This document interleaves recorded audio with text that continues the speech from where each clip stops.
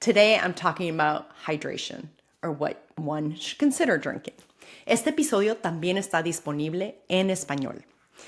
So welcome. Today I really want to talk about what we drink. In a previous bite-sized episode, I talked about the plate. So today we're focusing on our glass. So whether it's a cup of water or whether it's a mug with our favorite beverage on a cozy winter night. So when we think about ideally, we want to hydrate with mainly water and then unsweetened, sugar-free, either coffee or tea. And I mean, if one loves to put lots of teaspoons of sugar in our coffee, we really want to go to thinking about, can I slowly decrease that to get to a point where I enjoy black tea or black coffee? And why? Number one, I'm going to get back to that in a second. But first, I want to talk about why it's so important to have our body be hydrated on a regular basis. And there are 5 aspects of hydration in general I want to talk about. The first one is that when we're hydrated, we maximize our physical performance of our bodies. And it's not necessarily things that we see, but it's our kidney function, our brain function, our skin, digestion, and muscles. We are made over 70% of water, so keeping that in mind. We need to give our body hydration, and drinking water is the best way to do that.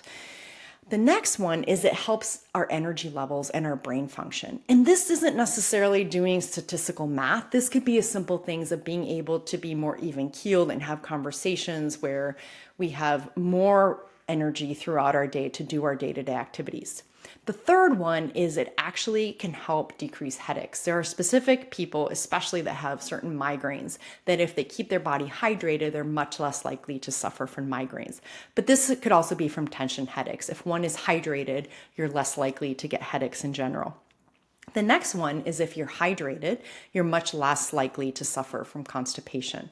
And sometimes we keep this in mind. It's much more common that we see it drastically in young kids or in elders, but it's for everybody. So keeping our body functioning at its best by hydrating, it helps our bowels move more normally and it helps decrease episodes or suffering from constipation. The last one, which for some people, this may be their number one, is that it can help with weight loss. Again, if we are fully hydrated, our body functions at its best, but also sometimes when we're dehydrated, our body confuses thirst for hunger. So if you're feeling hungry, I encourage you to get in the habit of reaching for a glass of water and having that and then reassessing, am I really hungry? And I mean that if it's time to eat and this is your usual mealtime, that's one thing. But sometimes we feel hungry when we're actually thirsty. And then things to keep in mind with what we're choosing to put in that mug or in that cup is thinking about sugar-sweetened beverages. That is often a great way to start, again, assessing, not judging ourselves, but really assessing, what am I drinking on a regular basis? Am I truly hydrating, or am I having sugar in a cup? For example, the 3 p.m. Coffee shop stop where it's essentially drinkable ice cream type dishes. Again, never saying never, but really once in a while. The second one is thinking about diet beverages, so as sugar substitutes, and realizing there's a lot of research out there that's really coming into being. But the 2 main ones I want you to take away with today is, number one, if we have a diet drink or a sugar substitute, it's actually confusing for the body. There's a gut-brain conversation that takes place. And if we have something sweet, there's this assumption that calories will follow. And then when there isn't, we actually get hungrier. And there's been studies that show that people who have diet drinks actually end up consuming more calories throughout the day. The second one is that we have this healthy bacteria in our intestines called the microbiome, and sugar substitutes actually blunt or make that microbiome thinner and less healthy. And our microbiome is really important for multiple different pieces, but one is to help with absorption of nutrients. Another one is it also helps our immune system.